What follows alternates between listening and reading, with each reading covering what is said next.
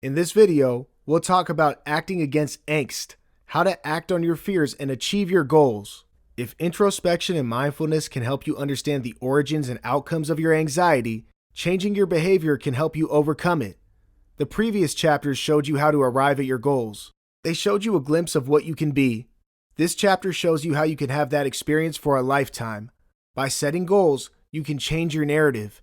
And by changing what you do, you can change the way you feel. Evading avoidance. If you experience fear and anxiety, you probably avoid the things that make you feel uncomfortable. For instance, if you don't like crowds or if socializing makes you feel anxious, then you may choose to avoid crowds, like going out on a holiday or shopping during peak times.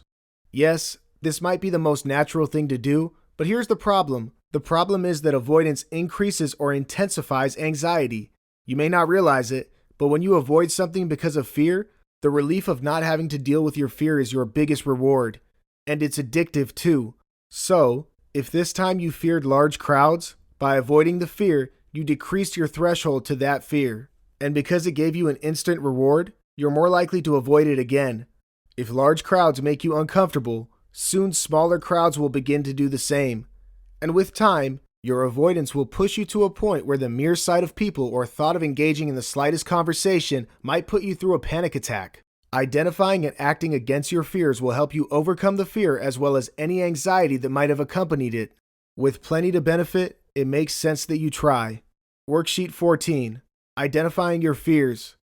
To face your fears, you must first know what exactly you fear. What is it that troubles you the most?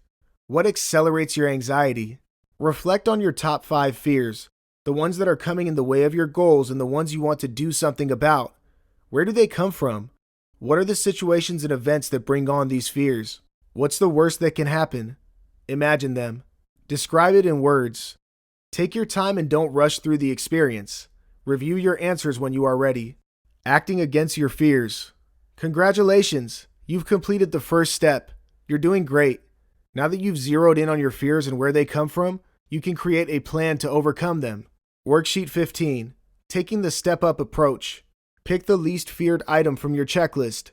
Create steps that will help you overcome your fear. For instance, Jason fears crowded places, especially malls, and so his steps might include imagining waiting in line at the post office and interacting with people, going to the post office by himself, greeting the person at the counter, imagining watching a movie at the theater, attending a movie with a friend during the weekday, and in time, during the weekend, imagining buying groceries from a store, going grocery shopping all by himself on a weekend, checking for offers, spending time at the store, imagining visiting a mall during a holiday, visiting and spending time at the mall before it opens, visiting and spending time at the mall with a friend when it is open, visiting and spending time at the mall all by himself during a holiday. Take time to reflect on your plan. Keep it real and in order. Take time to execute your plan and face your fear, tracking your progress until the fear doesn't bother you anymore. Again, don't rush and take your time to live the experience. Embrace the changes that come with it. Begin the process. Create and execute your plan. Great, so you've tapped into your strengths, recognized what you want, and have laid out goals that will keep you busy. What's next? Well, you create a formidable plan to materialize those deliverables. Your ability to set up a quick, direct, and foolproof action plan for your goals is what is going to see you through the finish line. If you walk into the game with just the right cards in your pocket, you've got yourself a winner at the very beginning. Consider every aspect that might influence, conflict, or jeopardize your plan. Brainstorm on a properly written plan that lists out specific details of your action steps and deadlines. There is nothing such as an ideal plan. Your plan is only as good as your thoughts are today. The more you learn, the more your plan is likely to change. Take time to prioritize your action steps in the sequence they are likely to follow. Treat it as the blueprint of your road to success. The more groundwork you invest in it, the more foolproof and success-oriented it becomes. Be mindful of any possible setbacks, but don't let them wear you down. What if an old fear comes back? What if the anxiety comes back? Will they come back? Truth is, we don't know. Each person's anxiety and experience are different. They might, but even if they do, you now know how to get on top of them. Don't let the fear of evoking a fear drain you out. You have better things to focus on. Stay positive. You've got this. No need to hurry.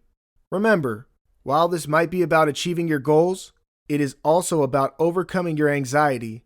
You do not want to create a situation where you've taken more than you can chew. You're in this for a lifetime. It's always going to be work in progress, but each day, you're better than what you were yesterday. Know when you've tried too long. Because anxiety forces your thought process to be rigid, it can sometimes make you persist on tasks even when you know they aren't working out. Recognize the signs that you need to stop persisting. It's okay to fail. Fail too. No one is perfect and there is no ideal plan. Keep asking yourself what's working and what's not.